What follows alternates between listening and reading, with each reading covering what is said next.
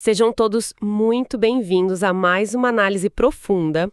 Hoje a gente tem pela frente uma jornada fascinante pelos bastidores do comportamento corporativo. Eu tô super animada com o material de hoje. E é um material denso, né? Fiquei impressionado quando vi a quantidade de dados. Nossa, sim! A nossa pauta gira em torno de uma metodologia chamada Checkpoint, que é o coração de um programa de bem-estar e performance conhecido como Synergy Quest Profile, 360 graus.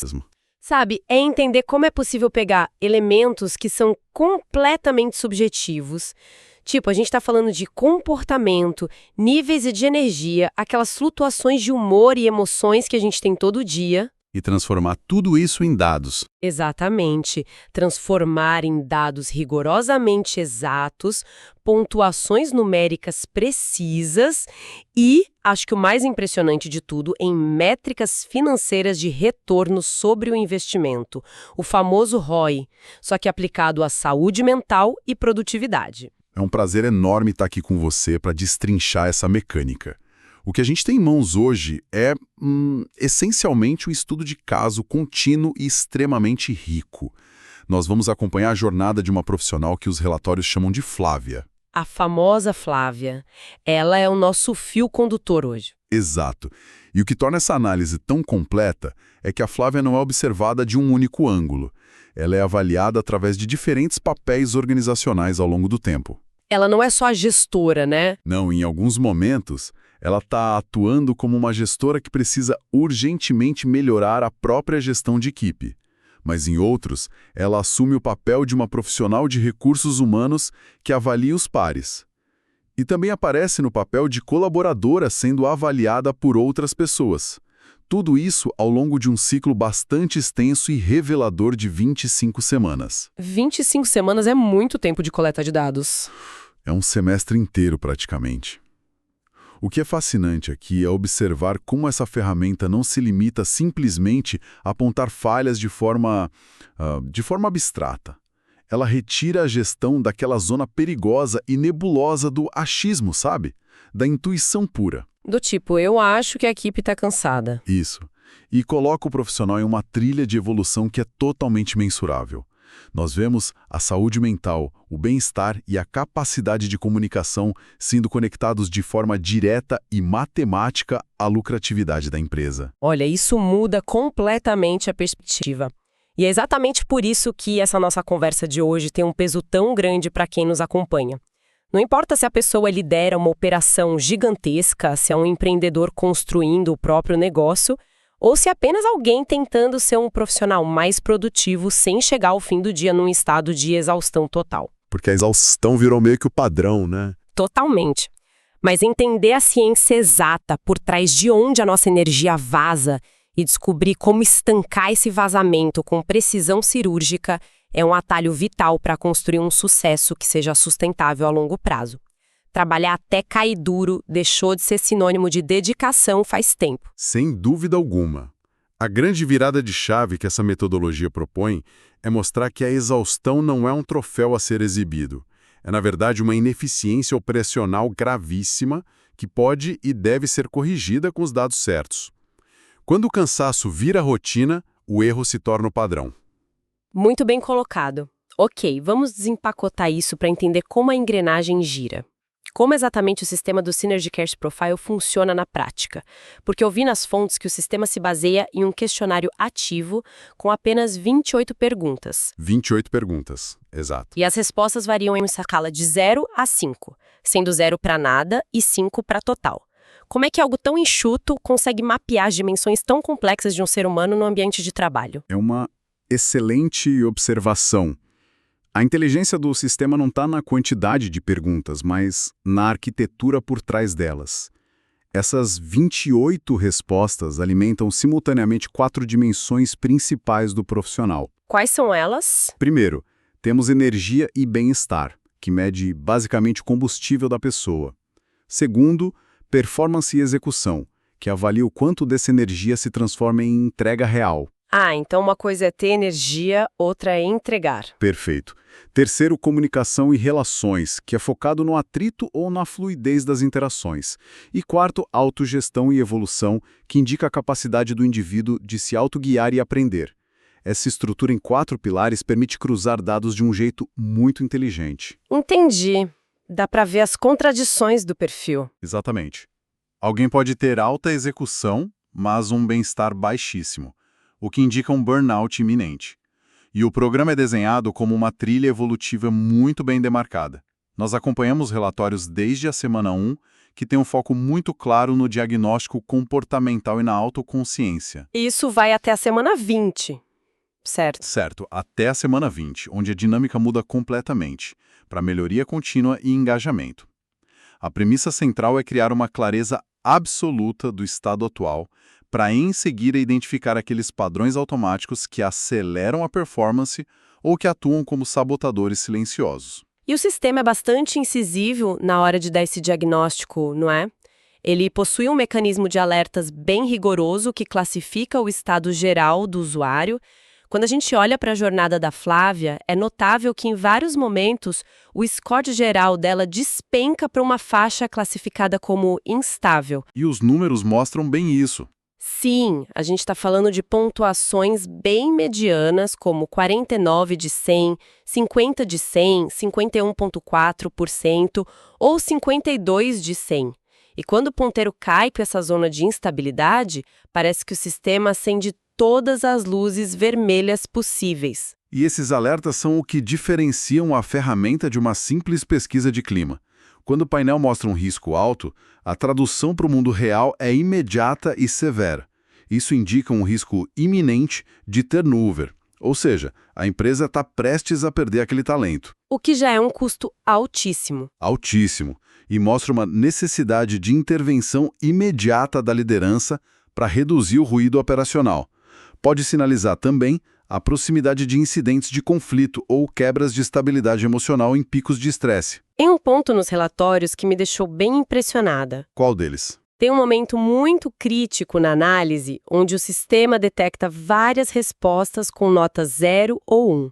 A metodologia traduz essas notas baixas imediatamente como um forte sinal de desmotivação profunda ou uma enorme falta de suporte adequado. Não é apenas um número baixo numa planilha. Pois é, não é.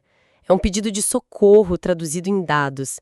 É a pessoa dizendo que não tem os recursos, a energia ou o direcionamento necessários para continuar. É impressionante como algo tão subjetivo vira algo tão palpável e urgente. E para entender a fundo o porquê dessas notas caírem, entra uma camada adicional que refina tudo isso, que é o cruzamento desses dados de bem-estar com o perfil comportamental DISC da pessoa. Isso. E só para contextualizar rapidamente para a nossa audiência, o DISC é uma ferramenta universal de mapeamento comportamental que divide as pessoas em 4 fatores: dominância, influência, estabilidade e conformidade. O que eu achei brilhante é que o sistema não dá conselhos genéricos. Longe disso. Ele molda as orientações com base em quem a pessoa é e em como ela opera sob pressão. E a jornada da Flávia nos traz 2 cenários riquíssimos atuando sob perfis completamente diferentes. Vamos olhar primeiro para a atuação dela como coordenadora de RH lá na semana 2. Ali, o perfil dominante dela é o I, de influência. O perfil comunicador. Pela teoria, a grande força de quem tem o perfil I alto é a conexão, a comunicação contagiante, aquela capacidade ímpar de mobilizar as pessoas ao redor. E a força do perfil I é inegável em construir pontes e engajar equipes. Mas a genialidade dessa metodologia é justamente mapear o contraponto disso, o lado sombra dessa habilidade. Calcanhar de Aquiles. O risco inerente ao perfil de influência é a dispersão excessiva e uma busca quase constante por aprovação dos pares. E os dados da Flávia mostram as consequências reais e preocupantes desse padrão. O score de execução dela, nessa semana específica, despencou para alarmantes 34%. Ou seja, a clássica armadilha corporativa. Podemos até imaginar a cena. Ela passa o dia inteiro em reuniões tentando garantir que todo mundo concorde com o projeto, A energia vai toda embora no cafezinho. No alinhamento infinito. Exato, no alinhamento infinito, na empatia extrema e no fim do dia, a entrega real, o documento finalizado, a meta batida, simplesmente não existe. Muita energia gasta interagindo, pouquíssima energia convertida em entregas concluídas. É o retrato perfeito do que acontece quando o ponto forte passa do limite e vira um passivo. Mas o sistema não deixa o profissional à deriva com um diagnóstico de 34% de execução. A solução proposta pelo algoritmo é implacável, cirúrgica e vai direto na ferida da dispersão. O que ele manda ela fazer? A recomendação exige que o usuário escolha apenas uma única prioridade central para a semana. Nada de listas imensas. Além disso, a Flávia precisou travar na agenda 2 blocos de foco total de 45 a 60 minutos sem absolutamente nenhuma interrupção. Para alguém perfil I, ficar 1 hora sem falar com ninguém deve ser um desafio e tanto. Um desafio enorme. E a regra de ouro estipulada para ela foi entregar um resultado mensurável, trocando a mera promessa de que algo seria feito por uma evidência física e concreta. Menos falação, mais finalização. É um treino de disciplina projetado especificamente para segurar o ímpeto social do perfil influente. É uma correção de rota fascinante. Agora, a jornada também nos mostra o reverso completo da moeda. Vamos analisar o momento em que a Flávia assume o papel de diretora de vendas. Nesse novo contexto, que é de altíssima pressão por metas, o perfil avaliado dela muda para o D, de dominância. E aqui o cenário é completamente outro. Totalmente outro. O foco natural do perfil D não é o consenso ou o cafezinho. É buscar resultados rápidos, tomar decisões urgentes e imprimir velocidade máxima na operação. Velocidade a todo custo. E a velocidade, quando não dosada, causa acidentes. O mapeamento esclarece muito bem os riscos típicos desse perfil D na liderança. Existe uma pressa constante que atropela processos, impulsividade na tomada de decisão e uma forte tendência à centralização das tarefas. O famoso deixa que eu faço que é mais rápido. Perfeito, é bem isso. E mais uma vez, o reflexo disso aparece brutalmente nas métricas. Em um dos testes dessa fase como diretora, o pilar de autogestão dela estava marcando apenas 37%. Muito baixo. O diagnóstico emite um aviso muito direto e contundente. Ela precisa tomar decisões com qualidade sim, mas sem atropelar os dados analíticos ou as pessoas da equipe. Ela precisa aprender a ouvir antes de simplesmente impor uma direção a ser seguida de forma autoritária. Nossa, é muito fácil visualizar isso. É aquela liderança que entra na sala de reunião, decreta o que vai acontecer em 2 minutos e sai correndo para a próxima urgência, deixando a equipe completamente perdida e desmotivada. Exausta. E a solução desenhada para esse perfil dominante também é super prática, bem diferente daquela do perfil influente. A ação exigida foi que ela realizasse uma conversa direta, com um objetivo claro, mas com um detalhe crucial. Ela precisava aplicar um prazo para decidir em algum tema da área que estava travado. Nada de decidir na hora, no impulso. Forçar a pausa. Exato. Além disso, o sistema mandou ela estabelecer um ritual de reuniões individuais, as conhecidas reuniões 1 a 1, de apenas 20 minutos, mas com um roteiro muito rígido, focado em 3 coisas: criar clareza, buscar alinhamento prévio e firmar compromisso. Essa diferença de abordagem demonstra uma maturidade enorme da metodologia. Tratar todo mundo igual quando há uma queda de performance é talvez o erro mais clássico da gestão moderna. O sistema compreende profundamente que a dispersão de um perfil de influência exige ferramentas de foco e bloqueio de agenda para forçar a entrega. E do outro lado... Do outro lado, a impulsividade destrutiva de um perfil de dominância exige a implementação de pausas estruturadas, escuta ativa e planejamento antes da ação. É uma personalização vital que evita conselhos genéricos e ineficazes. Bom, aqui é que a coisa fica realmente interessante. Se até agora a gente estava falando de comportamento, perfis psicológicos e gestão de tempo, é hora de apertar os cintos e falar de dinheiro. A parte que todo executivo gosta de ouvir. Com certeza. O módulo mais surpreendente dessa metodologia é o de ROI automático, retorno sobre investimento. É neste exato momento que aquela hora perdida olhando para o teto, ou aquela reunião imensa que poderia ter sido resolvida com um parágrafo de e-mail, ganha um preço literal em moeda corrente. É a frieza da matemática aplicada diretamente ao comportamento humano e às ineficiências do dia a dia. O cálculo do ROI automático é bem transparente e lógico. O sistema pega o salário mensal cadastrado para aquele profissional específico. E divide pelas horas. Isso. Em seguida, ele divide esse valor pelo volume de horas úteis do mês, que por padrão, nos exemplos utilizados nas fontes, é estabelecido em 220 horas. Com isso, encontra-se o custo exato, centavo por centavo, da hora daquele colaborador. A partir dessa base financeira, o algoritmo quantifica o impacto financeiro das horas declaradas como improdutivas. E do outro lado, projeta a economia. Exato. Projeta a economia gerada pelas horas que o programa de bem-estar e performance ajudou a recuperar através das rotinas de foco. Gente, os números que aparecem na análise são de cair o queixo. Vamos aos detalhes do primeiro caso de alto impacto. Há um cenário com um salário parametrizado em R$50 mil. Com esse nível de remuneração e apontando 10 horas improdutivas por semana no diagnóstico, o sistema calculou um custo assustador de R$ 227,27 por cada hora desperdiçada. E aí vem a mágica da recuperação. Pois é, quando o programa entra em ação, aplica os planos de desenvolvimento e ajuda esse profissional a recuperar apenas 6 horas de foco por mês, a economia mensal projetada para a empresa é de R$ 1.363,64. Considerando que o custo fixo do programa apontado é de apenas R$ 390 por colaborador, essa pequena recuperação de 6 horas já gera um ROI colossal de 250%.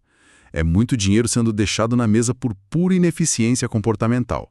250% de retorno? É uma alavancagem financeira tremenda, baseada apenas em ajuste de foco. E há um outro cenário documentado ainda mais impressionante em termos de retorno absoluto. Em uma das leituras, com o valor de hora calculado em R$ 284,09, a estimativa apontou uma recuperação substancial de 13,6 horas produtivas e a redução simultânea de 7,2 horas de tempo ocioso. Isso em um mês. Sim, em um único mês. Ao colocar essa eficiência recém-descoberta na ponta do lápis, gerou-se uma economia estimada de impressionantes R$ 5.521, o resultado final dessa conta. Um ROI que a gente pode chamar de astronômico, de 1.415,6%. O retorno do investimento inicial, o famoso payback, aconteceu em incrivelmente curtas 0,3 semanas. Basicamente, a ferramenta se pagou nos seus primeiros dias de uso apenas por fazer o profissional parar de se sabotar. Mas espera um pouco, porque é natural surgir uma dúvida ao ouvir números tão exorbitantes assim. Essa matemática não corre o risco de ser um pouco teórica demais ou enviesada apenas para a alta diretoria? Como o sistema lida com alguém que tem um salário mais comum, onde o custo da hora não é tão alto? O retorno se mantém nessa escala absurda para toda a pirâmide da empresa? Essa é uma provocação essencial. E a resposta é não. O retorno não é mágico para todos os cenários. A ferramenta é transparente o suficiente para demonstrar os casos onde a matemática joga contra. Então tem caso de ROI negativo? Tem. Há um cenário analisado com um salário parametrizado em R$ 5.000, o que gera um custo de hora bem menor, na casa de R$ 22,73. Nesse caso específico, a recuperação de performance do colaborador foi muito tímida, recuperando apenas 4 horas no mês inteiro. 4 horas em um mês é bem pouco. Muito pouco. Isso gerou meros R$ 90,91 de economia para a empresa. Quando você confronta essa economia mínima com um custo mensal da licença do programa, que é de R$ 390, a conta simplesmente não fecha. O ROI ficou fortemente negativo, batendo a marca de menos 77%. Ou seja, o sistema expõe que não existe milagre tecnológico. Se a pessoa não se engajar nas melhorias propostas, ou se o custo da hora for baixo e a recuperação de tempo for mínima, o investimento não se justifica matematicamente. É um baita choque de realidade. Exatamente. Se conectarmos todos esses cálculos ao cenário maior da gestão corporativa, a grande lição que se extrai é que o valor de um programa de bem-estar e performance como o Synergy Quest não é apenas fazer as pessoas sorrirem mais no corredor, ou se sentirem relaxadas. Não é ter mesa de ping-pong na empresa. Não, de forma alguma. O valor real, o diferencial competitivo, é a demonstração matemática, fria e calculista de que a falta de foco, a ausência de uma escuta ativa em reuniões e as falhas básicas na hora de delegar tarefas não são meros incômodos do dia a dia. Eles literalmente sangram o caixa da empresa minuto a minuto. O comportamento humano inadequado tem um custo contábil altíssimo e direto. Sangrar o caixa. Olha, essa é a definição perfeita. E para estancar esse sangramento, a grande sacada é que o sistema não entrega apenas teorias ou broncas gerenciais. Ele entrega o PDI, o Plano de Desenvolvimento Individual. E o que chama muita atenção nessa abordagem é a precisão cirúrgica das recomendações. O PDI foge completamente daquele clichê corporativo inútil. Em uma avaliação tradicional, o RH diria algo vago como, sei lá, você precisa se comunicar melhor com sua equipe. Ou tente ser mais produtivo e focado, que não quer dizer nada na prática. Nada. Mas esse sistema dá ordens que são quase microscópicas e totalmente acionáveis. Trabalha-se com o conceito de que grandes mudanças comportamentais começam com a redução extrema do atrito para agir. Metas gigantes paralisam, mas micropassos mobilizam. Os exemplos que acompanhamos nos documentos são excelentes. Veja o caso da dimensão de comunicação e relações da Flávia, que estava pontuada com fragilidade, em 46%. O que eles propuseram? A ação do PDI não foi fazer um longo curso de oratória. Foi simplesmente praticar escuta ativa com uma conversa intencional por dia. Apenas uma. É algo totalmente factível de ser riscado da lista de tarefas. Na dimensão de autogestão, que marcava 51%, a instrução não foi reorganizar toda a rotina. Foi o quê, então? Foi dedicar 30 minutos semanais exclusivamente para reflexão e planejamento pessoal. Uma janela de tempo específica, blindada na agenda. E a minha recomendação favorita que vi nas fontes é a da dimensão de energia e bem-estar, que estava cambaleando ali em 60%. O PDI decreta implementar rotina de 15 minutos de pausa ativa entre blocos de trabalho. O sistema entende que não é para tirar férias ou parar de trabalhar. É para forçar a máquina a esfriar por 15 minutos entre tarefas de alta complexidade. E para resolver as falhas crônicas em produtividade e execução, a recomendação é adotar um método de priorização que se resume a definir apenas 3 tarefas-chave diárias, sugerindo a adoção de métodos consagrados e simples como a matriz de Eisenhower para separar o que é urgente do que é importante, ou a técnica Pomodoro para forçar intervalos. É literalmente um passo a passo milimétrico para tirar a pessoa do caos absoluto. E o ponto de ligação de todas essas microações é a consistência. Nada disso se sustenta se for feito apenas uma vez. É por isso que se destaca a inteligência de exigir a criação do chamado ritual semanal. É um compromisso curtíssimo, de apenas 10 a 15 minutos, estrategicamente sugerido para ser feito na sexta-feira, no fechamento do ciclo. Fechar a semana organizando a casa. Isso. O objetivo é que o profissional pare e revise os pontos de melhoria propostos no seu PDI, registrando evidências reais daquela semana. A pessoa deve responder a 3 perguntas vitais: o que funcionou, o que precisa ajustar e o que deve ser mantido. Um diário de bordo rápido? Esse mecanismo de revisão cria a disciplina necessária para a mudança e, acima de tudo, atua como uma barreira psicológica contra o nosso próprio auto-engano. Sem esse ritual de prestação de contas consigo mesmo, é incrivelmente fácil fingir que se está evoluindo, quando, na verdade, se está apenas correndo em círculos. É a diferença entre ter intenção e ter método. E depois de batermos tanto na tecla dos riscos de turnover, da instabilidade emocional e dos alertas vermelhos que sangram a lucratividade, precisamos olhar para a luz no fim do túnel. Porque sim, todo esse esforço microscópico se acumula e o sistema celebra vitórias significativas. A metodologia estabelece que as conquistas, tratadas quase como no mundo dos games, são desbloqueadas quando o usuário atinge score scores acima de 70% em uma dimensão. E é muito gratificante acompanhar o momento em que a Flávia atinge incríveis 95% de score. Ela ganha até uma medalha, né? Ganha o selo de destaque em relacionamento interpessoal, é a prova irrefutável de que o método de pequenos passos consistentes gera resultados gigantescos e sustentáveis. O reconhecimento embasado em dados reais é a força motriz do ciclo de engajamento. Vira um ciclo positivo. Com certeza. Quando a pessoa vê que o seu esforço gerou um avanço de 30 pontos percentuais em poucas semanas, a motivação para manter a rotina de autogestão se multiplica. Então, o que tudo isso significa, afinal? Se olharmos para a totalidade dessa jornada pelo Synergy Quest Profile, a mensagem principal que se consolida é uma verdadeira revolução na cultura de trabalho. Essa imersão nos prova por A mais B que a chamada gestão invisível, a qualidade das nossas horas de sono, a clareza exata que usamos ao pedir uma tarefa para um colega, a nossa habilidade de blindar a agenda contra interrupções rasas, nada disso é apenas poesia corporativa de recursos humanos ou conversa de autoajuda. Longe de ser poesia. Isso é uma ciência exata, é um fluxo de dados totalmente rastreável e, o mais importante de tudo, é algo precificável. Adotar essa perspectiva analítica e rigorosa sobre o próprio comportamento muda o jogo completamente.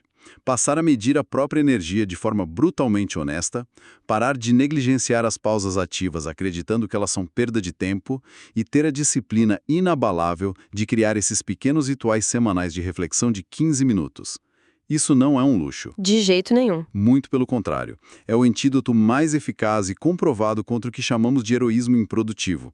Aquela velha, prejudicial e romantizada cultura de trabalhar até a quebra absoluta, entregando rios de suor, mas resultados completamente questionáveis ou ineficientes. Trabalhar de forma inteligente, alavancado por dados, ao invés de apenas trabalhar duro até o corpo ou a mente pedirem a conta. Para encerrarmos a nossa investigação detalhada de hoje, quero deixar uma reflexão poderosa para ser digerida após o fim deste áudio pela nossa audiência. É sempre bom deixar o pessoal pensando. É um exercício interessante e revelador pensar na rotina diária nos escritórios ou no home office.